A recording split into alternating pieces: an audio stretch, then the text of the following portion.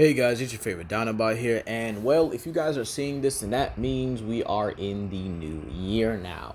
So I really hope you guys enjoyed this video, and before we really begin, I do have to let you guys know I will be doing a lot more of the other IDW continuities outside of Transformers and Dungeons and Dragons. So you guys will see Mega Man, Sonic, and even My Little Pony, even though I've been trying to get away from that because I didn't really I guess I just didn't really want to do it. But again, I do find it very fascinating how powerful they are, and I do think they deserve some love and respect here on this channel.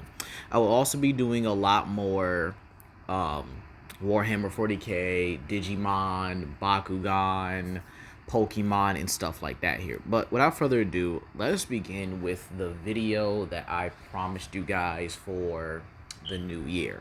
And that is, can the Rancor survive the Mesozoic here? Now, obviously, the Rancor is a pretty powerful predator in the Star Wars continuity. Matter of fact, it's actually one of the most popular, believe it or not, here.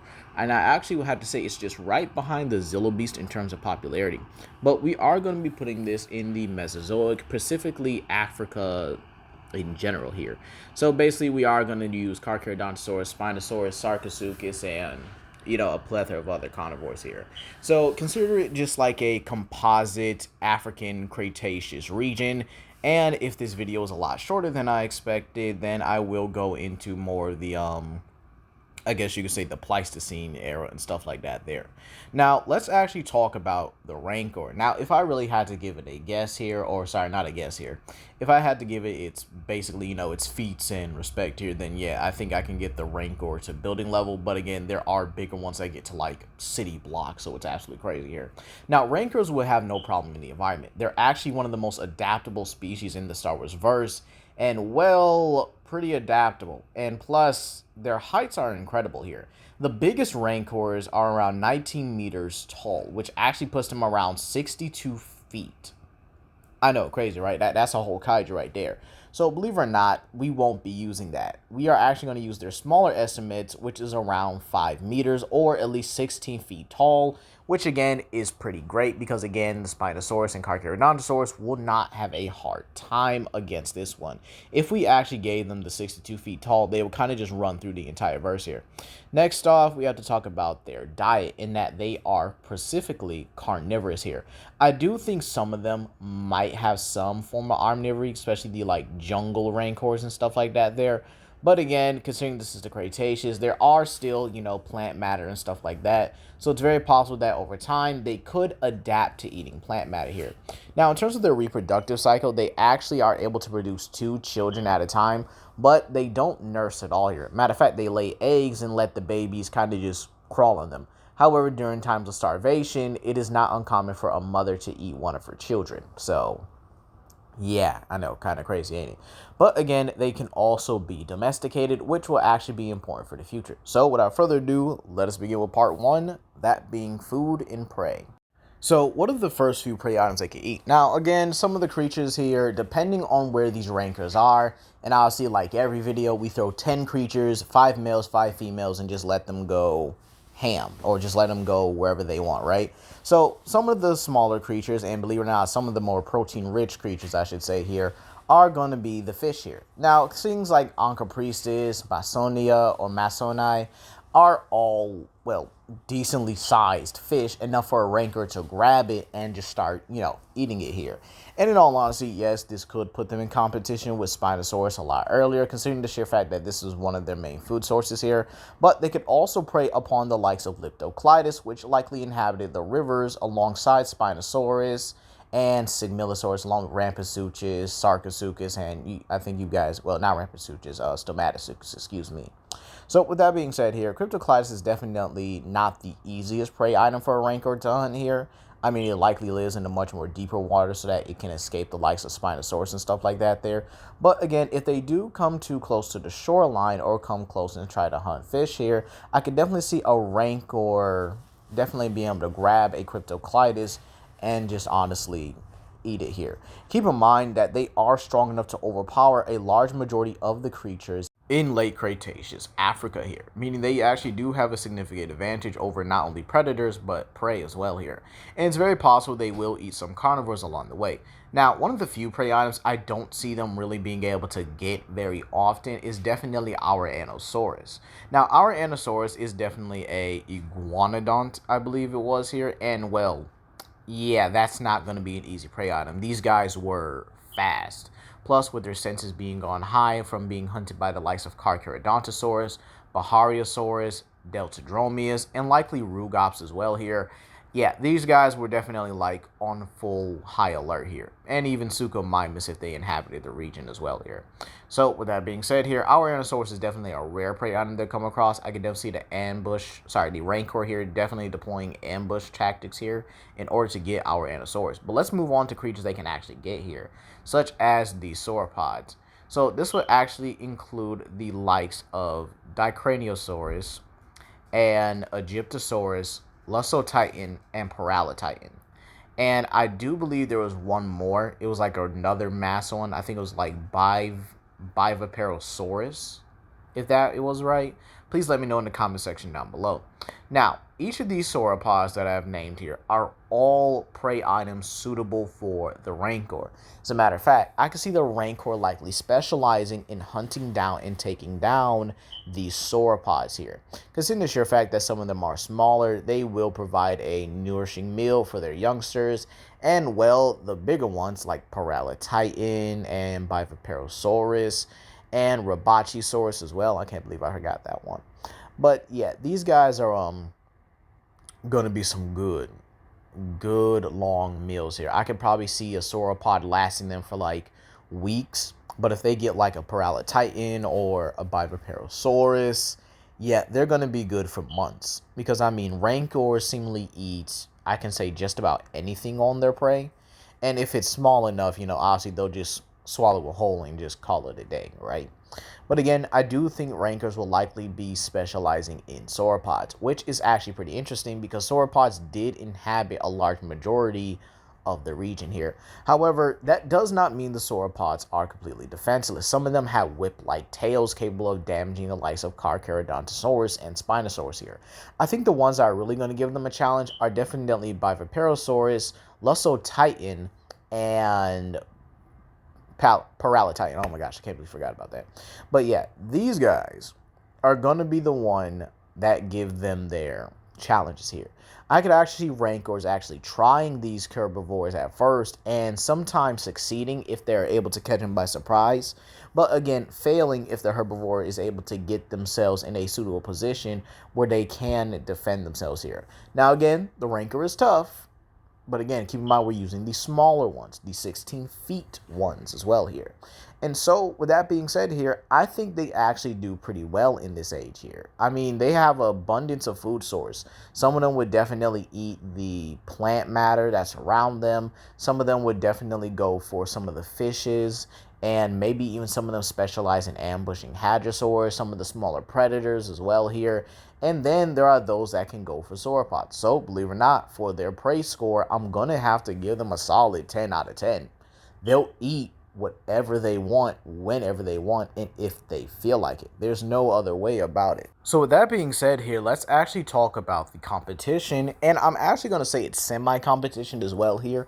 Because I do see the Rancors actually going out of their way to prey upon some of these carnivores if they see the opportunity. So with that being said here, let's talk about the lesser of the threats here, and that is Rugops here. Rugops is actually more of a low level of Bellisaur, and sorry, not low level of Bellisaur. Let's not disrespect Rugops here. Rugops is definitely an opportunistic predator, and I do see some research that said it was likely scavenging off of some of the kills of the bigger, stronger carnivores here, and kind of just kept to itself here, which I do think is a smart decision. And I don't see Rugops being able to obviously confront any of the Rancors here, but I could definitely see them scavenging off their kills. So it's likely Rugops does benefit a lot more than a lot more predators here. Next up, we have Deltadromeus. And can I make a side note? When do we get this ornithomimid style of Deltadromeus here? I thought it was more of an Allosaurus-like build here. But anyway, Deltadromeus here is definitely going to be one of the few predators that tries to compete with maybe juvenile and younger Rancors here. I could definitely see that happening here. And I could definitely see them getting the opportunity that if they do snatch up a Rancor, and a matter of fact, let's just talk about Bahariosaurus here as well here. But I do see them being able to snatch any of the unsuspecting baby Rancors that do wander away from their mothers or pretty much their parental figures here. Because again, it is stated that Rancors will travel in pairs here, both adults and, well, adult male and females, and even keep their juveniles together for some amount of time here. But with that being said here, that does not mean predators would not try to snatch a baby Rancor if they are unaware. Now let's move on to some bigger threats here. Now the next one off I do have is Sigmilosaurus. Now Sigmilosaurus is basically a, well, smaller cousin of the Spinosaurus, just like Baryonyx and Suchomimus here. Except probably a bit more closer resemblance to it with a very odd looking like sail here. Now this is actually going to be pretty important because I don't think that they would be able to compete with the Rancor. Matter of fact, they might benefit from just being more piscivorian predators than, terrestrial here. Now, again, that's not saying that they wouldn't take a kill from a Rancor if they saw the opportunity, but they're less likely to compete with the Rancor and likely be labeled as prey, along with the likes of Stomatosuchus. Speaking of which, Stomatosuchus is a very interesting one here. Considering its jaw structure and jaw shape, it definitely either filter fed or just straight up ate fish in general here. Again, that is what the science kind of says for it here, but again, let's not just limit these predators to what they would normally eat. Considering the sheer fact we know Spinosaurus and even, Suchomimus or Baryonyx were literally preying upon any land animal they got their jaws on. So yeah, let's not even do that here. And well, since we're here, let's talk about Sarcosuchus as well, considering it is more of a composite, Cretaceous African-like region here.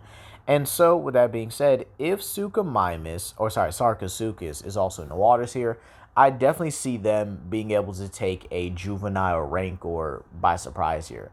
Keep in mind, the Rancors are actually going to have to adapt themselves to this, not only the environment, but the predators here as well here. Considering the sheer fact that maybe some of the Rancor will evolve here to be a bit more herbivorous here. I could actually see that happening considering the amount of plant matter in the area. We could definitely see the Rancors take upon different niches. Then the sheer fact that, again, Sarcosuchus is definitely an ambush predator, but I do feel like if it does mistake an adult for a juvenile, it's getting dragged onto shore, beaten the mess out of, and then eaten. Now let's talk about the heavy hitters, the big boys. The Spinosaurus and the Carcharodontosaurus, the goats. Now again, they do have the size to compete with the Rancor. The Spinosaurus is actually taller, while the Carcharodontosaurus is actually just like a inch or a few feet shorter than the Rancor here. And again, we're using the 5-meter ones, not the 62 feet ones, because if we have the 62 feet ones in there, then they're just going to be preying upon sauropods, as that's the only thing that can really nourish their bodies.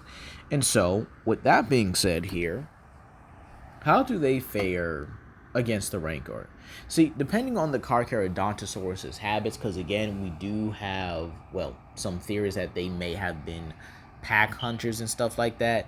If that is the case, then I don't see the Rancors being able to take on a pack of Carcharodontosauruses.